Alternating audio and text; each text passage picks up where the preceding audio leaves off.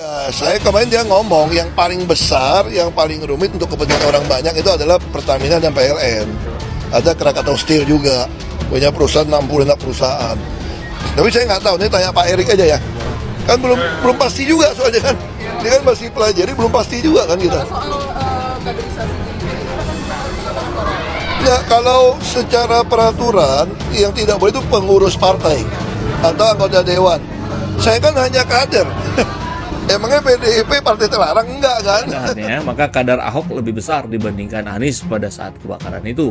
Karena Ahok sebagai gubernur DKI tidak mampu memindahkan warga, serta sebagai komisaris utama Pertamina tak bisa melakukan tugasnya dengan baik. Tidak bisa mencegah kebakaran itu terjadi. 6 kali aja dalam hitungan 2021. Dari 2021 terjadi 6 kali kebakaran. Musibah. Kok nggak belajar gitu ya dari kejadian yang sebelumnya? Kan ini yang menjadi keheranan bersama. Atau jangan kan masa kemudian kita bertanya-tanya bahwa jangan-jangan ini sengaja nih untuk ini dan itu. Enggak juga bisa gitu kan. Pertamina itu rugi 191 triliun ini. Sudah barang tentu ini persoalan yang mestinya harus dijelaskan. Ya untungnya memang pemirsa, kalau toh misalnya sampai dunia ini selesai, itu tidak ada penjelasan yang adil berkenaan dengan banyaknya BUMN yang rugi segitu besarnya, tetapi di akhirat itu masih ada. Bocoran Ahok, BUMN ini sudah gak nerapin gaji double sejak 2020. Komisaris Utama PT Pertamina Basuki Cahayapurnama mengungkapkan badan usaha milik negara pertama yang bakal menerapkan pendapatan tunggal terhadap direksi yang rangkap jabatan di anak usaha. Ahok mengatakan Pertamina kemungkinan menjadi BUMN pertama yang menerapkan hal tersebut.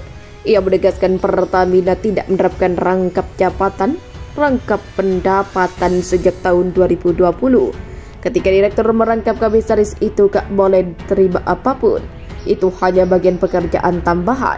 Itu sudah dilakukan Pertamina sejak 2020, tuturnya Senin 27 Juli 2023. Sebelumnya Menteri Badan Usaha milik negara Erick Thohir melakukan pemangkasan puluhan peraturan menteri dari sebelumnya 45 aturan menjadi hanya 3 aturan saja atau dikenal dengan Omnibus Law BUMN.